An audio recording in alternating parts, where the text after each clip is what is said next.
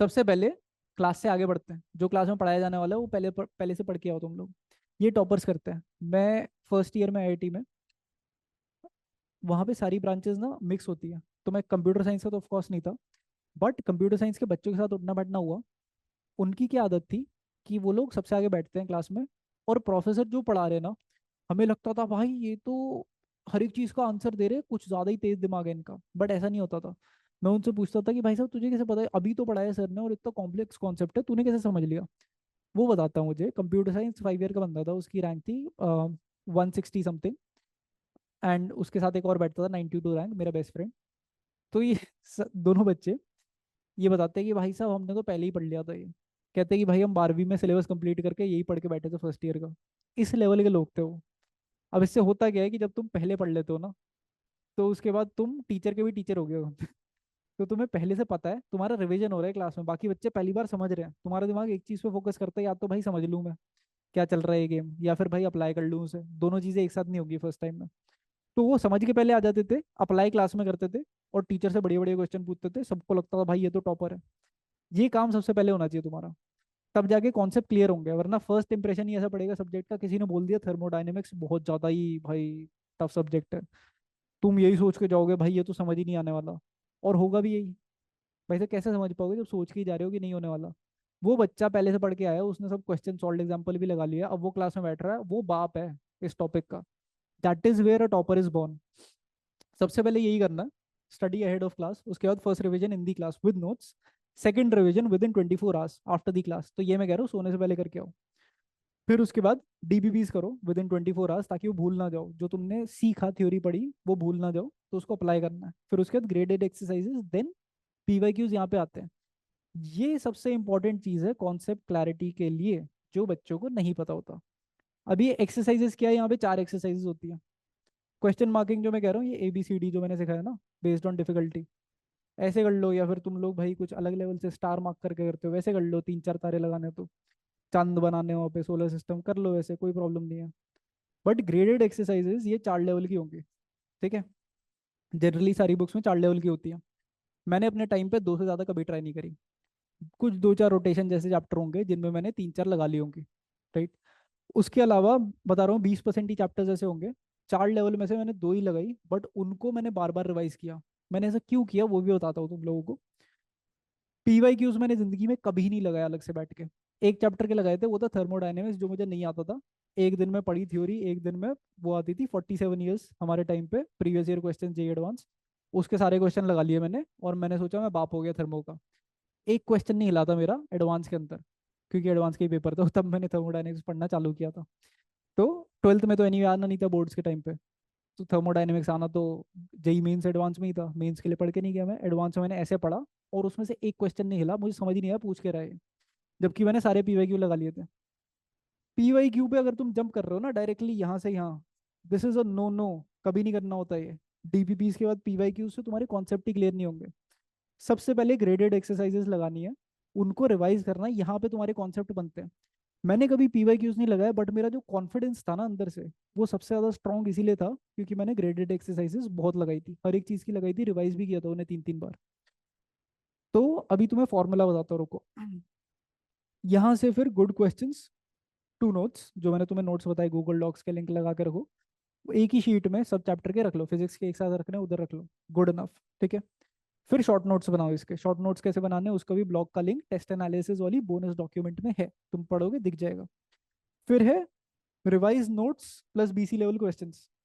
तो BC level जो मैंने मार्क करा है यहाँ पे ABCD, उसमें से बीसी लेवल ही करता था मैं रिवाइज, डी लेवल मैंने एडवांस के टाइम पे किए थे, वो भी मैं बताऊंगा कब।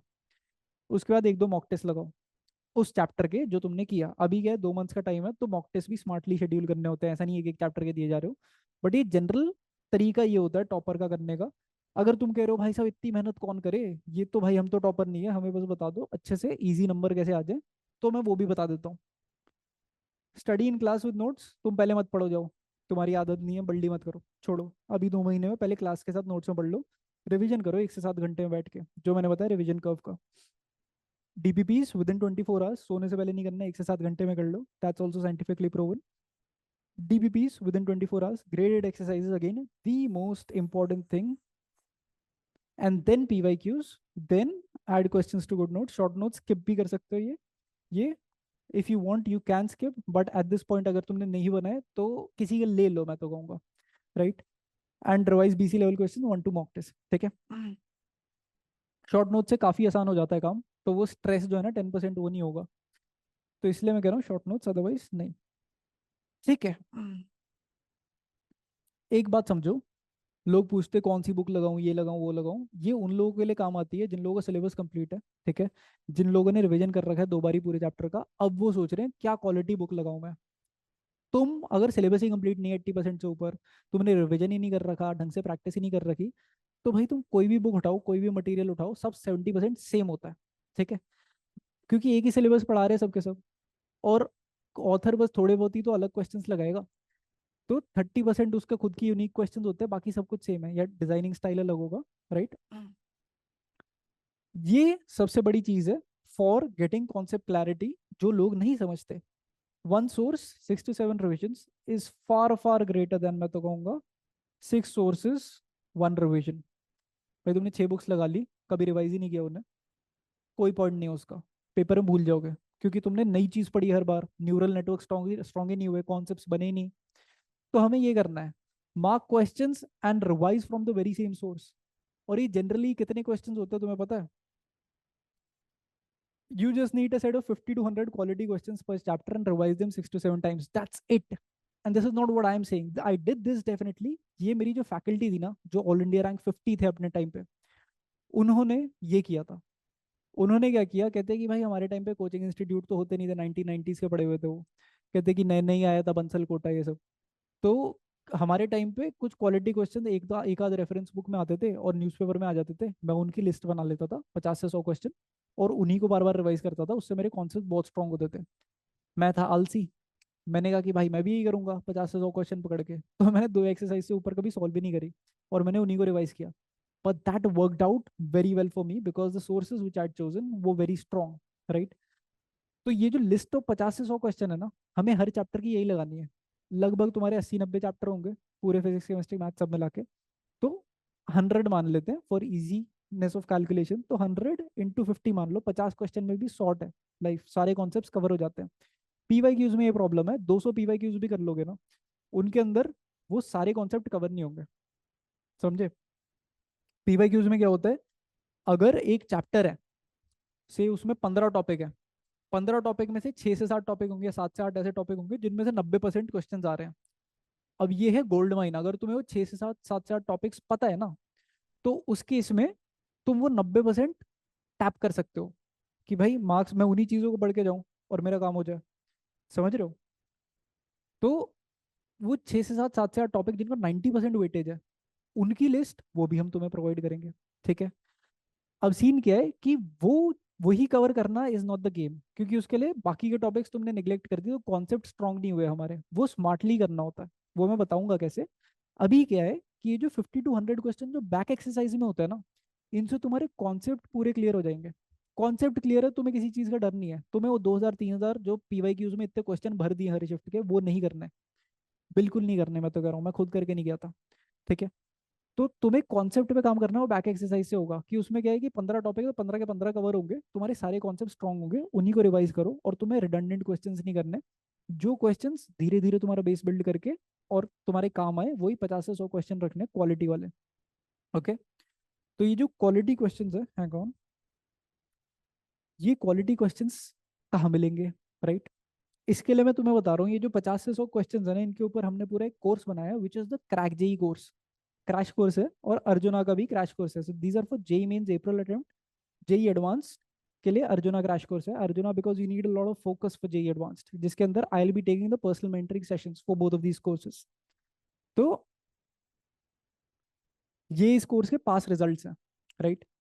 तो जेई 2024 में ड्रॉपर्स जो थे 2023 के, उनकी इतनी परसेंटाइल पंप अप हुई, तुम देख सकते हो, आखिरी वाला ही देख लेते हैं। तो दिस 98.81 टू 99.93, इसका मतलब है अंडर 99.9 का मतलब अंडर 1 के रैंक है, 98.89 का अंदर है ग्रेटर देन 10 के, इस बच्ची की रैंक थी, ठीक है। सेम फॉर 2024 रिजल्ट्स, जो टॉप रैंकर्स हैं ग्रेटर देन 99.99 परसेंटाइल वो लिखे हुए हैं यहाँ पे, ठीक है। उसके बाद जेई 2023 के एडवांस रिजल्ट्स अर्जुना में, क्रैश कोर्स में 2 digit ranks, close to 2 digit ranks भी निकल रही है यहाँ पे। ये आईटीएन गाइड की, right, through the Arjuna crash course. And अपना of course you can see the tradition of success 2023 में, 2022, 2021, 2024 का डेटा नहीं है यहाँ पे, बट एनीवे अच्छा आया नहीं है 2024, 2024 आ गया, cool, so this is old. 2024 का डेटा नहीं है बट 3 का है। So you can C 255 students into tier 1 colleges. I don't know whether you guys can see this or not, but anyway, 225 students, tier 1, 90 IITians produced. Selection ratio 21%, 22%, 18% यहाँ पे जा रहा है। इतना सिलेक्शन रेशियो मुझे नहीं लगता किसी बड़े कोचिंग इंस्टीट्यूट का हो सकता है। उधर बड़े बैचेस में वो दिखाते 15% है, यहाँ पे 20% तक पहुंच रहा है, बहुत बड़ी चीज़ है। सिलेक्शन रेशियो इनटू आईआईटीज, क्योंकि स्मॉल बैचेस में पर्सनल अटेंशन बहुत आसानी से मिलता है बच्चों को। तो इसकी तो बता दी मैंने। ऑफ कोर्स जो टेस्ट एनालिसिस की अभी इतनी माथा बच्ची करके दिखाई ना मैंने तुम्हें टूल्स के थ्रू, वो यहाँ पे मिल जाता है बहुत आराम से टेस्ट एनालिसिस पोर्टल पे, since this is online IIT guide, we are an online coaching institute. तो उस केस में सब कुछ दिखेगा यहाँ पे कि आपके भाई कितने नंबर आए हैं, फिजिक्स में कितने करेक्ट थे, इनकरेक्ट थे, पार्शली करेक्ट थे, अनअटेम्प्टेड थे, किस में कितना टाइम लगाया, वो सारी चीज़ें। फिर same goes for every subject and then your leaderboard and stuff. तो in the batch, in the institute, कहाँ कहाँ आपकी कैसी कैसी रैंक रह रही है, और जिस बैच में ऑफ कोर्स आप एडेड हो, देन एवरेज कितना है, कहाँ गया वो, एवरेज कितना है, हाईएस्ट मार्क्स कितने हैं, एवरेज कितने हैं, टॉपर के कोरिस्पॉन्डिंग, टॉपर तो ये बच्चा है तो इसके कोरिस्पॉन्डिंग कितने आपके मार्क्स है। And now is the bonus resource 6 from my side, this is the most important questions resource for JEE 2025, right. Most important questions क्यों, जो मैं बता रहा हूँ ना तुम्हें, 15 टॉपिक में से जो 6 से 7 टॉपिक्स होते हैं जो 90% वेटेज कंटेन करते हैं, कि इनमें से 90% क्वेश्चन पूछे जा रहे हैं। अब हर चैप्टर का ऐसा नहीं होगा, किसी चैप्टर में ऐसा होगा 9 से 10 टॉपिक होंगे, किसी में होगा 20 टॉपिक है और फिर उनमें से भाई 5-6 ही टॉपिक है जो पूछे जा रहे हैं 90% ऑफ द टाइम, बाकी छुए ही नहीं जा रहे। ये उन क्वेश्चंस की लिस्ट है उन्हीं टॉपिक्स में से जो वो 90% ऑफ द टाइम्स पूछे जा रहे हैं। बट सीन क्या है, जब तक तुम्हारे कॉन्सेप्ट क्लियर नहीं है ना, तुम ये क्वेश्चंस कर भी लोगे तो I can not guarantee you get a good rank, right, because ये करके तो जाओगे, बट भाई इस तरीके के क्वेश्चन नहीं आया तो, ठीक है, ऐसे आ रहे हैं डेफिनेटली। जो रिपीटेड क्वेश्चंस होते हैं ना जेई में, प्रीवियस ईयर से उठा के या सेम कॉन्सेप्ट्स पे, वो 15 से 20% होते हैं, ठीक है। तो 15 से 20% क्वेश्चन तो इससे कर लोगे। बट सीन क्या है, ये काम कब आएंगे, जब अपना कॉन्सेप्ट सॉलिड है और फिर उसके बाद इन चीज़ों पे काम कर लिया, तो वो जो इसका अमेलगमेशन बनता है ना, बेसिकली ये combination of these two things, वो बहुत खतरनाक होती है, कि तुम्हें एकदम टिप्स पे वो चीज़ें जो पूछी जाने वाली है, तुम ज़्यादा टाइम भी नहीं लगाओगे, पेपर में अलग लेवल कॉन्फिडेंस रहेगा, और तुम वही पढ़ के जा रहे हो कि भाई सामने वाला युद्ध क्षेत्र में ये वाली स्ट्रैटेजी लगाने वाला है और मुझे पता है एग्जैक्टली कैसे इसके थ्रू जाना है, कि भाई चक्रव्यूह मुझे पता है कैसे जाना है, निकलना है सब।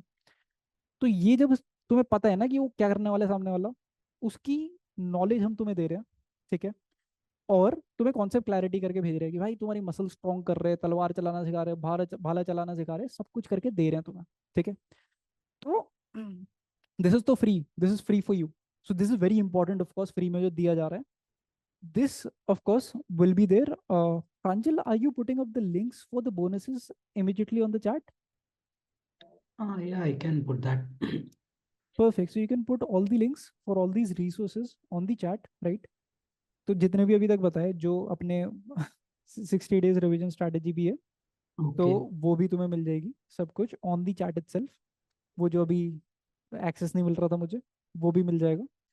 अभी आगे बढ़ते हैं। अच्छा, so what I guide can offer you, right, and this is to help you guys secure that, अभी मैंने बताया कि 10% तो तुम बहुत आसानी से इसी सेशन से पहुंच गए। You are already, people attending this session are already in the top 10 percentile, ठीक है।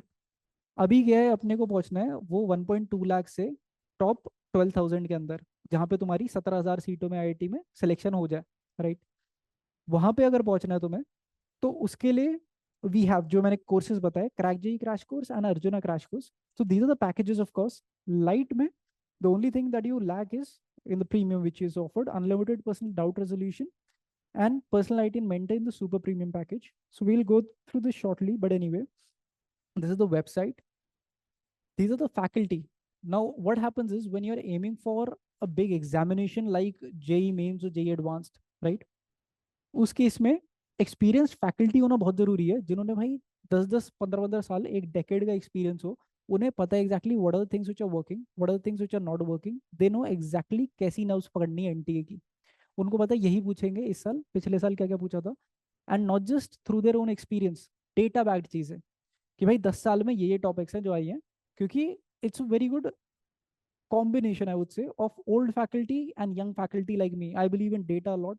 These guys believe in experience and intuitiveness. तो इन लोगों का क्या सीन है? मोहत sir has 21 years of experience in mathematics, and उन्हें एक एक चीज पता है कि भाई कैसे कैसे आने वाली है, and he'll be a maths faculty in this course, right?